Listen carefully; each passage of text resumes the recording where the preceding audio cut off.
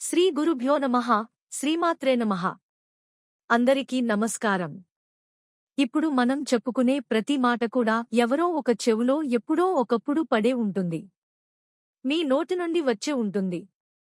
ఆలోచించవలసిన విషయం ఏమిటంటే, ఎప్పుడు నోటి నుండి ఈ మాటలు బయటకు వస్తున్నాయి? ఎప్పుడూ మన చెవిలో పడుతున్నాయి? కొన్ని గుప్తరహస్యాలు ఎదుటవాళ్ల చెవిలో పడనివ్వకూడదు.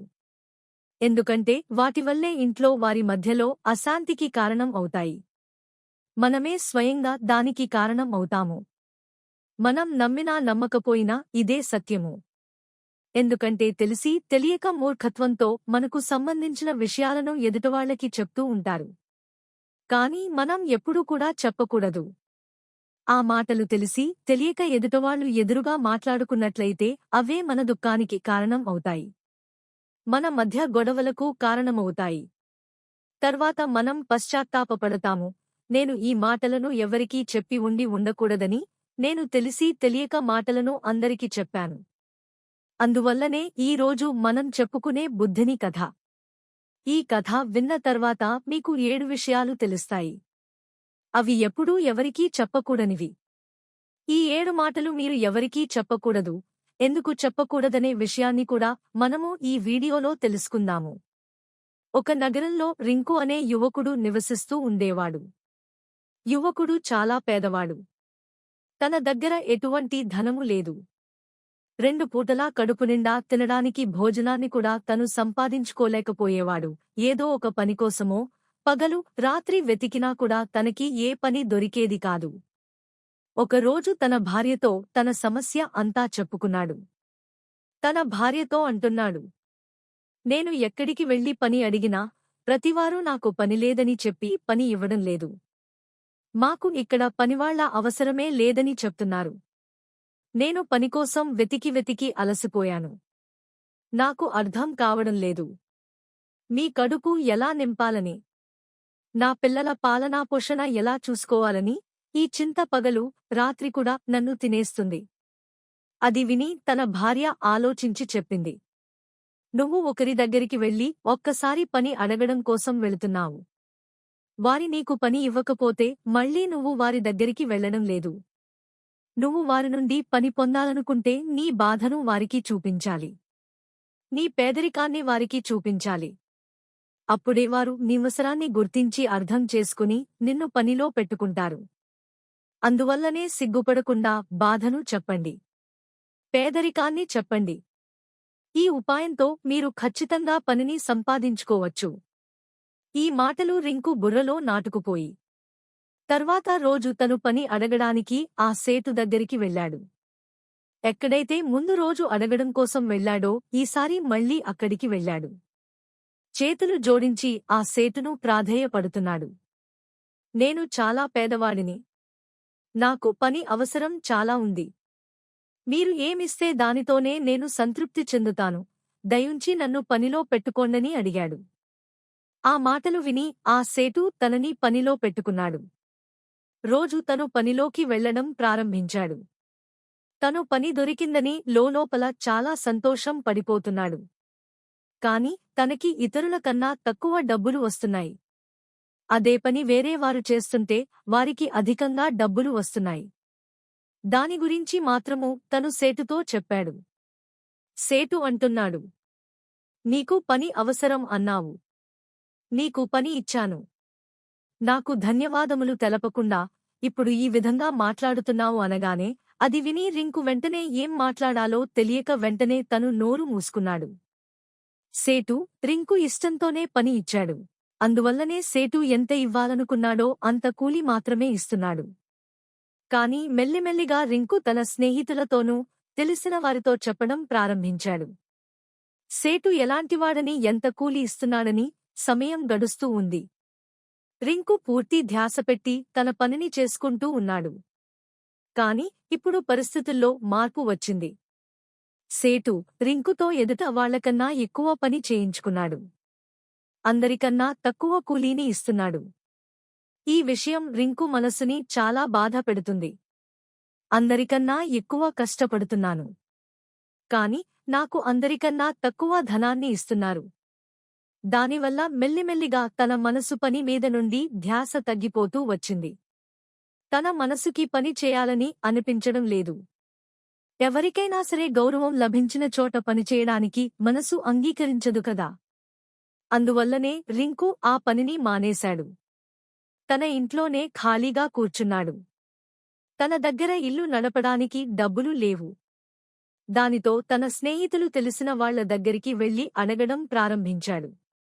కాని వారి ఫ్రెండ్స్ రింకు ఎదురుగా దయ చూపిస్తున్నట్లుగా మాట్లాడేవారు. వెనుకాల తనని ఎగతాళి చేస్తూ ఉండేవారు. వారు అనేవారు, వీడికి మనం ఇప్పుడు డబ్బులు ఇస్తే మన డబ్బులు వెనక్కి వస్తాయా? తనకి ఏమీ పని లేదు. డబ్బులు ఎక్కడ నుండి తెచ్చి ఇస్తాడు? ఈ విధంగా రింకు పరిస్థితి రోజురోజుకీ పాడైపోతూ వస్తుంది. తను పగలు రాత్రి కూడా టెన్షన్ తోనే ఉంటున్నాడు.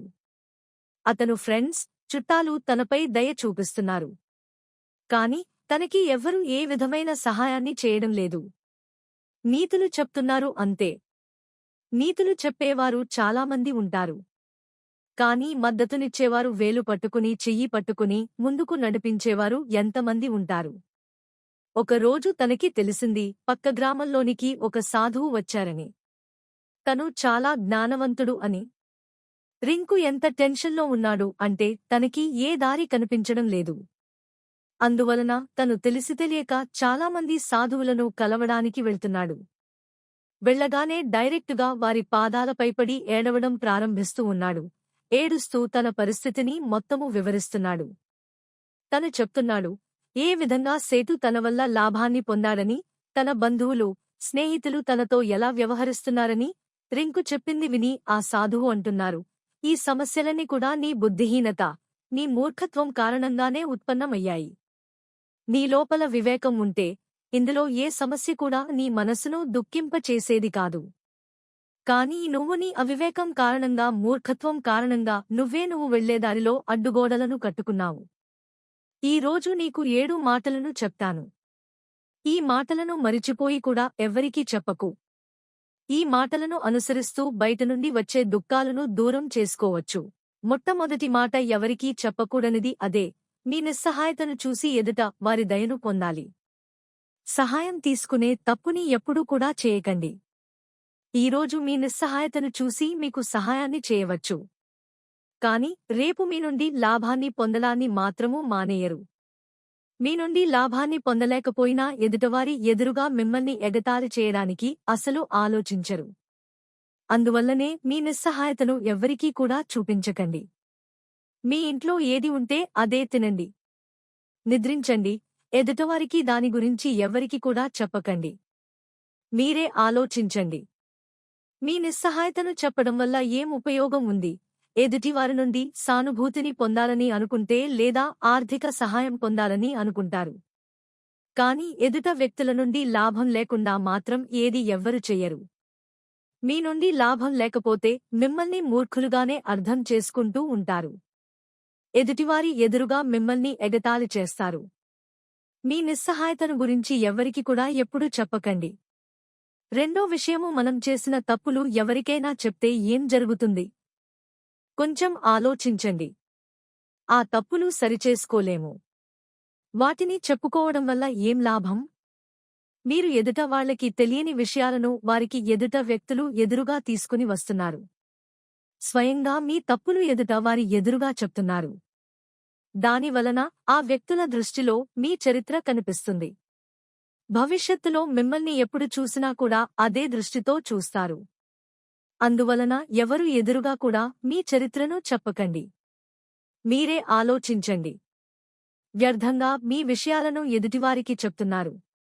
వారి మీకు సహాయాన్ని అయితే చెయ్యరు, కాని భవిష్యత్తులో చాలా బాధను కలిగిస్తారు.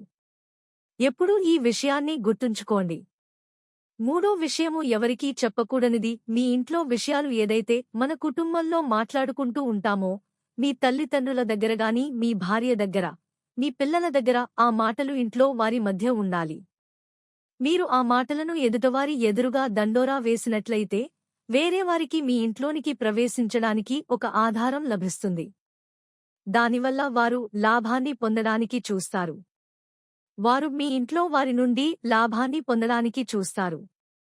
మిమ్మల్ని మీ నుండి వారిని దూరంగా తీసుకెళ్లే ప్రయత్నాన్ని చేస్తారు. మనం మన ఇంట్లో గొడవలను తగ్గించుకోవడం కోసము ఆ గొడవని మన పక్కింటి వాళ్లకు, వేరే మనకి సత్సంబంధం కలిగిన వారికి చెప్తూ ఉంటాము. దాని వలన మీకు ఎప్పుడూ సహాయం లభించదు. మీ ఇంట్లో గొడవలు ఇంకా పెరుగుతాయి. మీ తల్లిదండ్రులతో చర్చించిన విషయాలను ఎదుట వాళ్లకి చెప్పడం వలన ఆ తల్లిదండ్రులకి అది చెడ్డగా అనిపిస్తుంది కదా.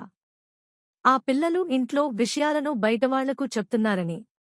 అందువల్లనే ఇంట్లో విషయాలు, గొడవలు గురించి ఎవరికీ చెప్పకండి. ఇప్పుడు మనం చెప్పుకునే విషయాన్ని ఎవ్వరికీ చెప్పకూడదు. మన ఆదాయాన్ని ఎవ్వరికీ చెప్పకూడదు. ఆదాయం చెప్పకపోవడం వలన మనకి ఎంత లాభం ఉందని అనుకుంటున్నారా? కొద్దిగా ఆలోచించండి. మీరు మీ ఆదాయం గురించి ఫ్రెండ్స్కి చెప్పినట్లయితే, మీ స్నేహితులు అవసరం వస్తే మిమ్మల్ని గుర్తు తెచ్చుకుంటారు. వారికి తెలుసు కదా, మీ ఆదాయం చాలా బాగుందని, మీరే వారికి సహాయం చేస్తారు అని. అందువల్లనే ఎక్కువ మంది మిమ్మల్ని సహాయం అడుగుతారు. మీరు ఆ సమయంలో వారికి సహాయాన్ని చేయకపోతే వారు అనుకుంటారు, మీ దగ్గర డబ్బులు ఉన్నాయి, కానీ వాడు నాకు సహాయం చేయడం లేదు. అందుకే మీ ఆదాయము మీ ఫ్రెండ్స్ మధ్య ఒక వివాదానికి కారణం అవుతుంది. తక్కువ ఆదాయం ఉంటే ఎగతాళి చేస్తారు. ఎక్కువ ఆదాయం ఉంటే సహాయాన్ని అడుగుతారు. మీ ఆదాయాన్ని చెప్పుకోవడం వలన ఎటువంటి ప్రయోజనము లేదు. తరువాత మాట మనం చెప్పుకుంటూ ఉన్నాము. దీనిని మీరు చాలా చాలా బలంగా గుర్తుంచుకోండి. ఎవరికీ మాటలు చెప్పకండి. మీ బలాలు, బలహీనతలు ప్రతి ఒక్కరికీ తెలియదు. బలాలు, బలహీనతలు ఏంటి అని.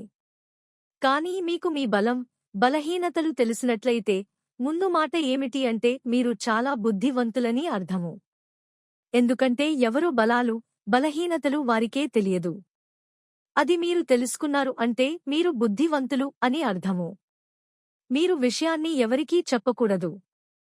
మీ బలహీనతలు ఎవరికీ చెప్పకూడదు. అలా చెప్పినట్లయితే వారు మీ బలహీనతలతో లాభాన్ని పొందుతారు. మీ బలం తెలిస్తే ఆ బలమే మీకు బలహీనత అవుతుంది. ఎందుకంటే మీ బలం వేరే వారికి తెలుసు. మీ బలం, బలహీనతలు మీ భార్య లేక భర్తకి కూడా చెప్పకూడదు. ఎందుకంటే అలా చెప్పినట్లయితే దాని తర్వాత మీరు ఎప్పుడూ కూడా భయపడుతూనే ఉండాలి. మీ మిత్రుడు గురించి, మీ శత్రువు గురించి మీరు ఎవరికైనా చెప్తే మీ మిత్రుడు పైవారు ఆధిపత్యాన్ని చూపిస్తూ మిమ్మల్ని మోసం చేయవచ్చు. మీకు ప్రియమైన స్నేహితులను మీ నుండి దూరం చేసే ప్రయత్నాన్ని చేస్తారు. మీ మంచి కోరేవారు అయితే అలా చెయ్యరు. మీ చెడు కోరేవారు మాత్రం అలానే చేస్తారు. రెండవ వైపు శత్రువు గురించి కూడా ఎవరికీ తెలియకూడదు. ఈరోజు నీ మిత్రుడే రేపు నీకు శత్రువు అయిపోతే అప్పుడు మీ శత్రువుతో కలిసి మమ్మల్ని ఇబ్బంది పెడతాడు. మిమ్మల్ని మోసం చేస్తారు. మీకు నిజమైన స్వచ్ఛమైన స్నేహితులకి కూడా శత్రువు గురించి ఎప్పుడూ కూడా చెప్పకండి. మీరు దానాలు చేసేవారు అయితే మీరు చేసే దానం గురించి కూడా ఎప్పుడూ ఎవరికీ చెప్పకండి. అలా చెప్తే ఆ దానం వ్యర్థమవుతుంది. మీరు చేసే దానాన్ని దండోర వేసుకున్నట్లయితే, నేను ఇంత దానం చేశాను, అంత దానం చేశాను, నేను దాన పురుషుని అనుకుని మీలోపల ఒక అహంకారాన్ని అది నిర్మిస్తుంది. ఆ దానాన్ని ఎప్పుడూ కూడా గుప్తరూపంలో చేయడం చాలా మంచి ఫలితాలను ఇస్తుంది. మీరు కుడిచేత్తో దానం చేస్తూ ఉన్నట్లయితే అది ఎడమ చేయికి కూడా తెలియకూడదు కుడిచేయి దానం చేస్తుందని. ఈ 7 మాటలను బౌద్ధ భిక్షువులు రింకుకి చెప్పారు. ఇందులో ప్రపంచంలో ఉన్న అన్ని సిద్ధాంతాలు కూడా దాగి ఉన్నాయి. ఈ మాటలను అనుసరిస్తూ మీ ఇంట్లో సుఖశాంతులు, వాతావరణాన్ని నింపుకోవచ్చు. ఇంట్లో గొడవలను దూరం చేసుకోవచ్చు. మీ వివేకంతో ఆలోచిస్తే ఈ మాటలు మీకు తెలుస్తాయి. మనము కథలను వినిపించడానికి ముఖ్య ఉద్దేశము మీ వివేకమన్నది జాగృతం అవ్వాలి. మీరే సొంతంగా ఈ విషయం గురించి ఆలోచించండి. మేము మీకు చెప్పే మాటలను అనుసరించే ప్రయత్నాన్ని చేయండి. ఈ వీడియో నచ్చినట్లయితే కామెంట్ బాక్స్లో జై శ్రీకృష్ణ అని తప్పక కామెంట్ చేయండి.